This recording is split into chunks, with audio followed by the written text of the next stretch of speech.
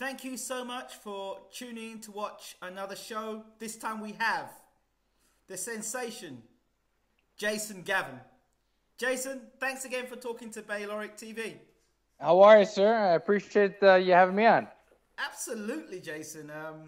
The fans love you, and obviously they heard news now that you're going to be fighting Anthony Joshua. Yeah, we got the call last night.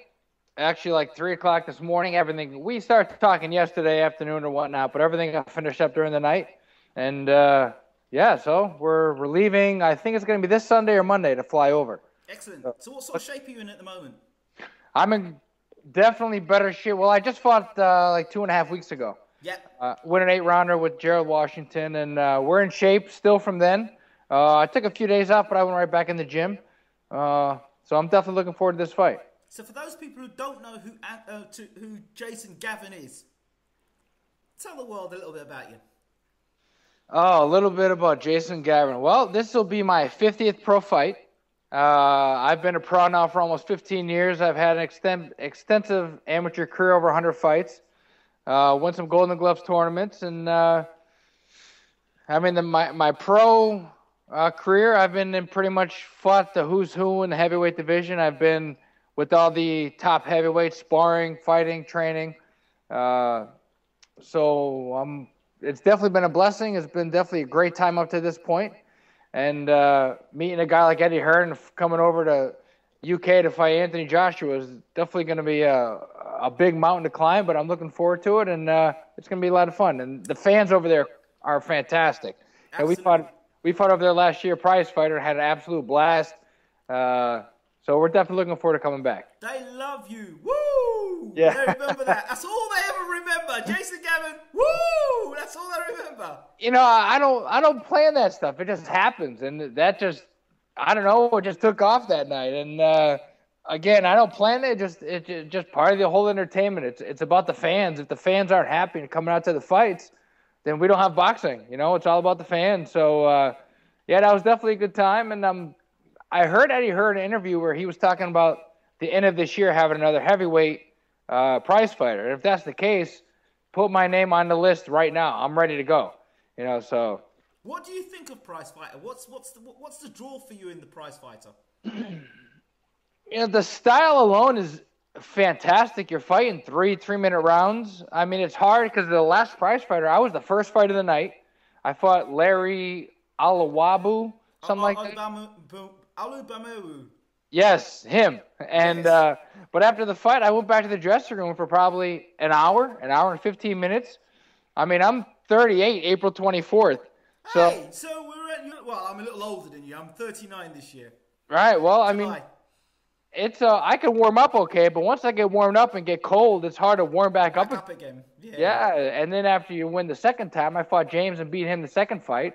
I had to cool down again, warm back up. But the whole prize fighter thing is fantastic. Everybody gets to see different fighters and what they have to bring to the table, and they can almost pick from the first round who they want to cheer for and root for. And you know, it was definitely a great time. It fits me great. If boxing was 4 rounds, I'd be heavyweight champ of the world. It would be it would be fantastic for me. Maybe it should be a prize fighter world championship. Yeah, I would love to do it again. Absolutely loved it. And the prize fighter I fought, I think I only took the fight on. It wasn't even 2 weeks' notice. Wow. So I couldn't have lost to a better guy than Michael Sprott. But if I had a couple more weeks to fight, I feel like I could have beat Michael Sprott. In the last round in the third round of the Michael Sprott fight, I hurt my left elbow, and actually I had to get surgery. I tore a tendon.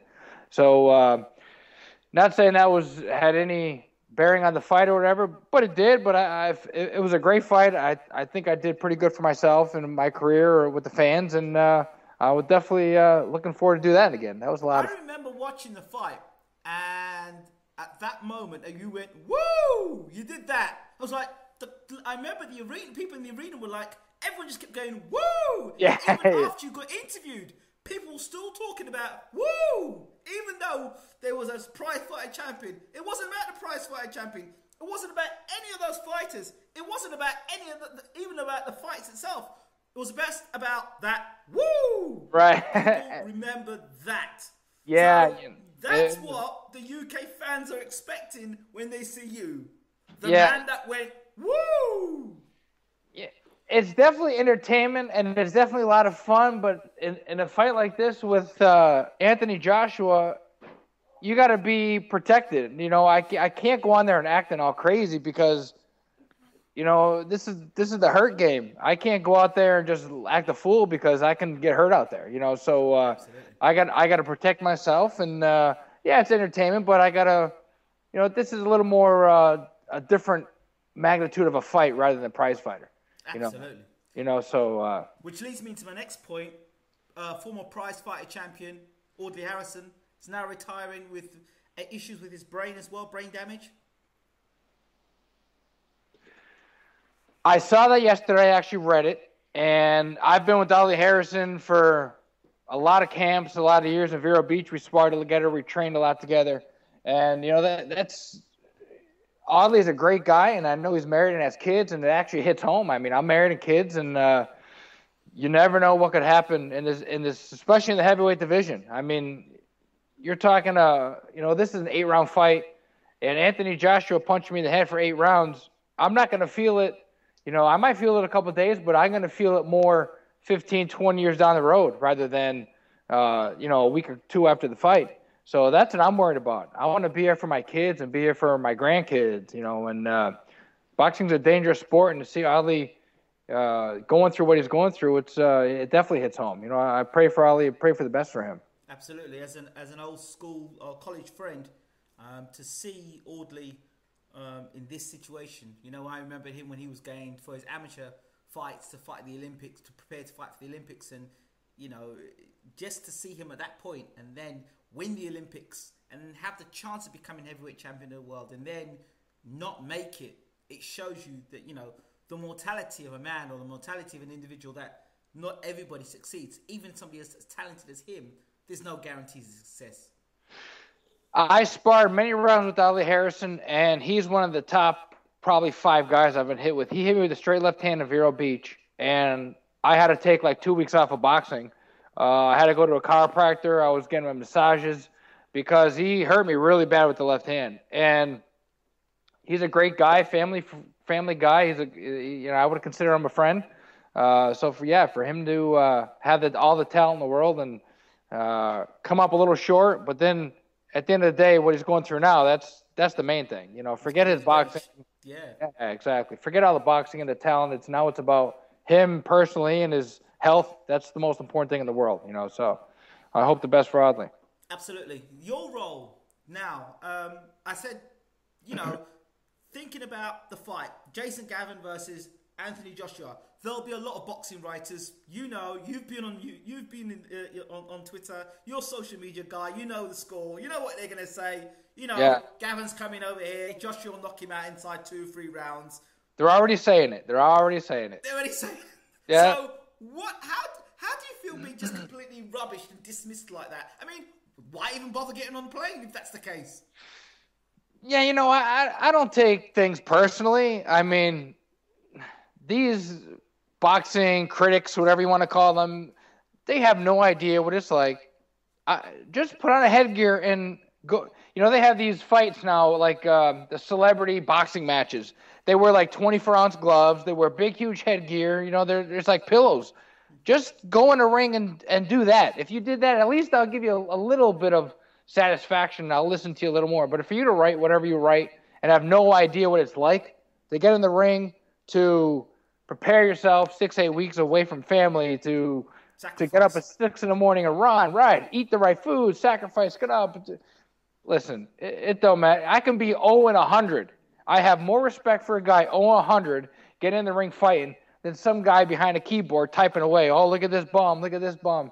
You have no idea what this bum is going through. So. Do you know what I'd like to do? I would love to line up every single one of those boxing writers and get them in the ring and spar with them. The ones who've never put a glove on and never taken a punch in anger, and just see them take one right hand and let them play one body shot. And I believe if you did that to every boxing writer that had never been in a ring before, I think they'd get a totally different reality of calling people bums and journeymen and has-beens and shot fighters.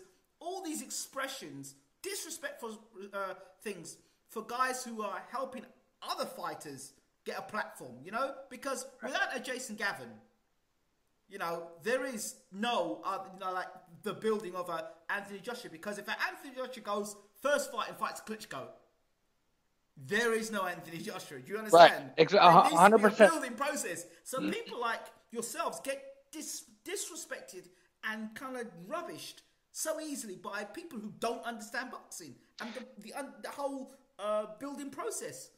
Boxing needs Anthony Joshua's. Yes. Boxing needs Jason Gaverns. You know, there are, I don't know how many Jason Gaverns are out there. I mean, there's opponents that you see out there.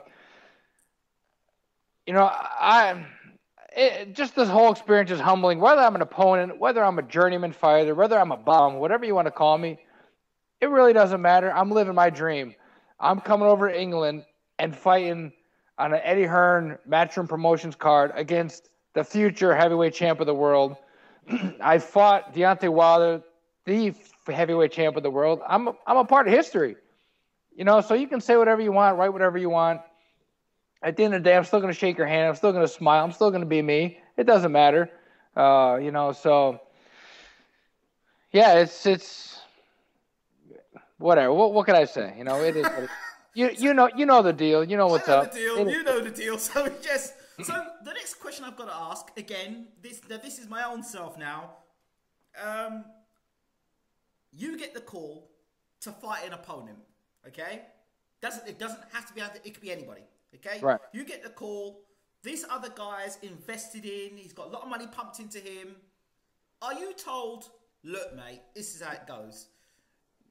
You just go by the script. I'll give you an extra 10 grand, an extra 15 grand, and you just put up a good show, but don't rock any boats, and we'll give you extra 15, 20 grand on top, and it'll be all good.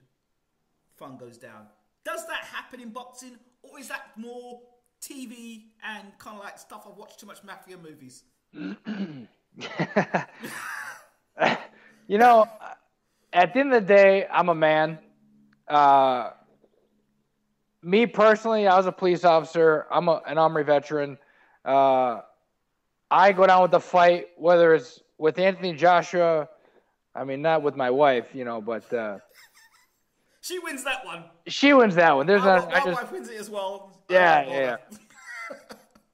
But absolutely, I come to win every single fight. This fight with Anthony Joshua is going to be my 50th pro fight. Right. And it has been a very long road. I have fought guys. You know, this fight's on 7 days' notice. My last 2 or 3 years, I fought a guy named Lucas Brown in Hong Kong on 3 days' notice. I literally flew to Hong Kong, got off the plane on a Monday morning, waited Monday night, fought him on Tuesday. I mean, I wasn't even in the fight. I was still on the airplane. But those fights, even there, I was trying to knock him out. I was doing whatever I can do to win the fight. Boxing is about opportunities. Can you imagine what would happen if April 4th, Jason Gavern comes out, hits Anthony Joshua with an overhand right, and knocks him out in the first 30 seconds of the fight? What happens? Oh, my goodness. So, does that... Woo! Exactly. Oh my God! Exactly. See, that was your cue, not mine. Yours. Right. Obviously, Eddie Hearn has put so much money into this guy. Yeah. And if I ever beat him, you know, that's money down the tubes. Eddie Hearn's money, but that's not the script, is it? Come on, that's not the script. God, absolutely not. I mean, the fight's I'm winning the fight. That's my mindset. I'm coming over there to upset and beat Anthony Joshua. But absolutely not. I mean, isn't that against the law? I mean, you can't even do that. I think that's criminal. You know, but like taking a dive like that, you can't, like betting or you know. I've heard different stories, but I don't know if it's true or not. That's why I could ask. I mean, yeah, you know, I have no idea. But me as a man, I can't do that. I can't go in there, pity patter around and touching Joshua. Oh, whatever. At the end of the day, I'm trying to knock him out. He's trying to knock me out. Let's fight. I'm a man. You're a man. The bell rings. You know, hey, after the fight, I'll buy you a beer. But during the fight, it is what it is. Let's go at it. So, the other question I've always wanted to ask: when you lose a bout, what happens? You pack your bags and just go home and then just wait for the call again? Or do you think about how you lost the fight and try and adjust your style to maybe make differences so you reduce the amount of chances of you losing a fight? Right. You improve as a fighter. I mean, every fight is different. You can't change a style to a certain fighter unless you know who you're fighting. Like Anthony Joshua, I would watch his fights, see what he's got, and adjust my style to that. But in this case, you're taking a fight in 6 days' notice. You're flying halfway around the world to fight this guy. Pretty much it's just getting in the best shape that you can. And, when this fight's over, I come home and wait for the next fight.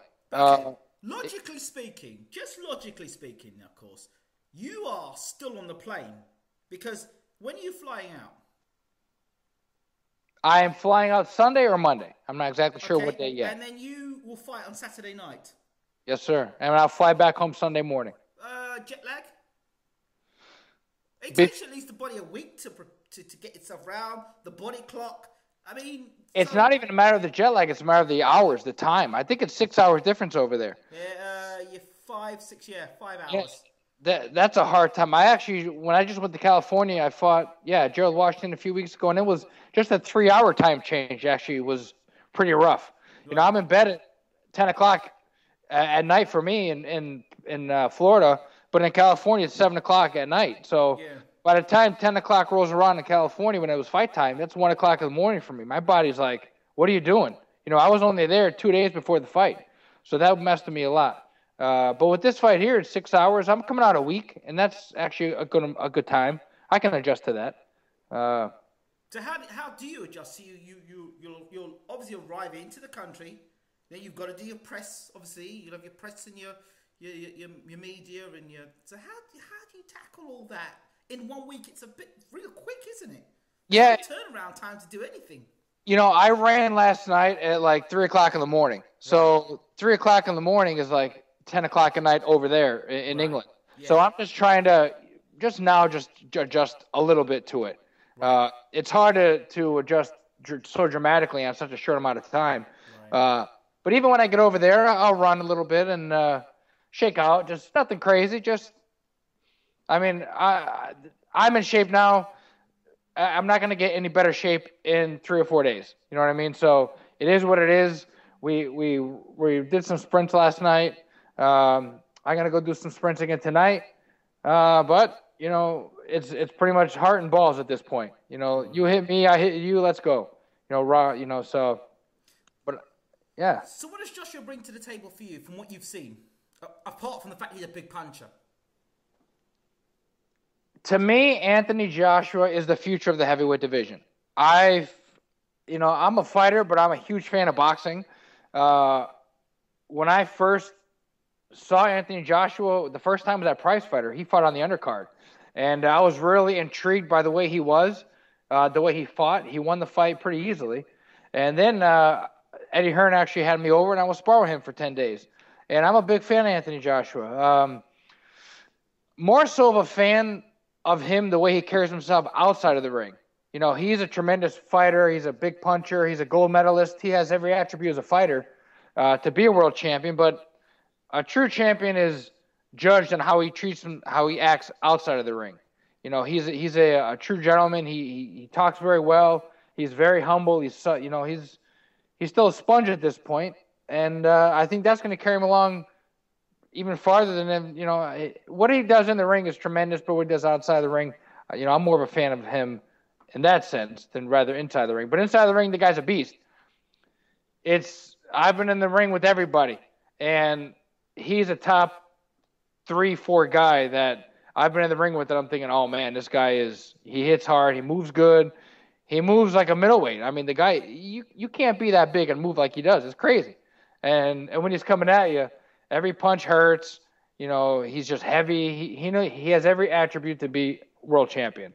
So he's a big puncher. So what's his game plan? You're going to go straight at him, or you're going to stand and look at him and wait for that right hand to hit you? What does Jason Gavern got? What goes through Jason Gavern's mind? This is not a boxing. I can't beat Anthony Joshua in a boxing match. The guy is 6'6". He has a reach of probably 82 inches, 84 inches. You know, I got a 72-inch reach. I'm 6'2". This guy's 6'6". So I can't outbox him. I got to come in with the Joe Frazier, Mike Tyson style, move my head, and just try to get on the inside and work. Pressure breaks pipes. I'm just going to try to put as much pressure as I can on him. And, obviously the first 2 rounds is his most – I mean, he's strong any round. But his first 2 rounds are going to be, he wants to come out, prove a point. He hasn't fought in a while. He's been off of injury, so he wants to come on and start throwing right away. So I don't want my chin to be his target, so I got to move my head and just protect myself. Just pressure. We're gonna see how we can take the pressure. Do you think that last fight of Gerald Washington will prepare you enough for Anthony Joshua? The Gerald Washington fight, I only had 2 weeks, maybe 12 days to train, and I went 8 rounds with a guy who's 15-0, supposed to be the next big thing. He's a good fighter. He has a lot of attributes, but if you give me 6 weeks, I beat that guy hands down.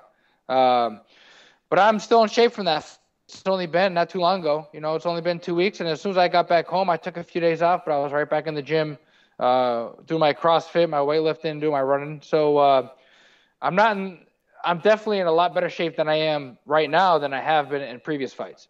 So you're going to be in a lot better shape than you were when you faced Wilder, for example. Absolutely, 100%, definitely. So what can British fight fans expect from Jason Gavern, this sensation, next week Saturday? Well, the same guy, I guess, that was at Prize Fighter is going to be the same guy who's in the ring with Anthony Joshua, but it's a different mindset now. This isn't Prize Fighter tournament. This is the killer Anthony Joshua. I mean, this is a big fight for me. It's a big fight. It's really exciting. I'm excited for the fight. I'm excited to come over back to the UK. I'm excited to be involved with Eddie Hearn, Matchroom, and fighting. Anthony Joshua will be heavyweight champ of the world, and I'm part of history. This is going to be, my name will always be on his record, win, lose, or draw, of he fought me. But the fact that you're admitting that he will be heavyweight champion of the world, does that not psychologically in your mind say, well, he's going to be heavyweight champion of the world, so that doesn't mean that I possibly could beat him? So what happens? What happens when I beat What happens when I beat this guy and then he becomes heavyweight champion of the world? What happens then? Oh well, there's always that. There's always that as well. Yeah, I mean, Anthony Joshua is a tremendous fighter. Right. He's a gold medalist for a reason. Right. He's 10-0 for a reason with 10 knockouts. I'm coming in to give 100% like I do every single fight. Win, lose, or draw. It's going to be a great time. I'm looking forward to the fight, and I hope Anthony Joshua has his hands up. We'll see what happens. Finally, I have to ask the question: Mayweather or Pacquiao? Mayweather is in a class of his own. That's how I feel. But being in the boxing business, it's going to be a controversial draw. They're going to have another fight, and they're both going to make another $100 million. That's just what I'm thinking in my head. Will that happen? I don't know, but I think Mayweather beats Pacquiao 9 out of 10 times. Okay. But we'll see what happens. The man from Philadelphia, Bryant Jennings, challenges Klitschko. Nobody beats Klitschko. Klitschko is in the class above everybody. Nobody beats Klitschko. Simple as that. Simple as that. Nobody beats Klitschko. Deontay Wilder? Nobody beats Klitschko. Tyson Fury is a fabulous fighter, and he can fight righty, and I think he fights better southpaw than he does righty. Right. And he switches hard, and he's a great fighter. I think of all the guys, Tyson Fury might have the best chance. But then you see Steve Cunningham, 206 pounds when he fought him, hit him with an overhand right, and it looked like Tyson Fury got shot from somewhere. He dropped so hard. He got up and won the fight. But if a guy 205 pounds can do that, what are you going to do when a guy 265 pounds does that? Klitschko. But it's a heavyweight division. Anything can happen. One punch can change your life. one overhand right on Anthony Joshua's chin can change my life. So. And if you beat Anthony Joshua, what would you do? Woo! I think I should get T-shirts made. I think you should. I really do think you should. Oh, man. If you do T-shirts, look, it won't be TBE, but it would be woo! Yeah, it's... Listen, you can make a killing on that. Just look, Shannon Briggs, let's go champ. And you can be woo! Everywhere you look, let's go champ. It's actually getting annoying. Let me ask you a question. Would you fight Shannon Briggs? I've been called to fight for Shannon Briggs, but for very little money. So why am I going to take a fight like that against a guy like him? Shannon Briggs versus Shannon Briggs, Jason Gavern, let's go champ versus woo! Oh, man. Come on. He's fighting tonight. I think he's fighting in Panama, or maybe tomorrow he's fighting a guy. He's fighting, I think it was the guy that Helenius beats Cornerman. Yes. That's what I heard, and I heard it was the guy's ridiculous. That's what I heard. I don't know. It's in Panama, so I mean, hey, Shannon Briggs at the end of the day is a marketing genius because he might get that fight with Klitschko. He might do. Yeah, so it would be fantastic. It'd be fantastic if you two could go together as well, eh? They called me to go and spar with him, with Shannon, so I might end up doing that in the next few weeks. That sounds fantastic. Yeah, man. Jason Gavern, thank you so much for talking to Bayloric TV. Sir, I appreciate the time, and thank you it's a pleasure. It's an honor. I really appreciate it. Thank you. We appreciate you, Jason. All right, guys. All the UK fans, have a good one, guys. Ciao. Thanks, champ.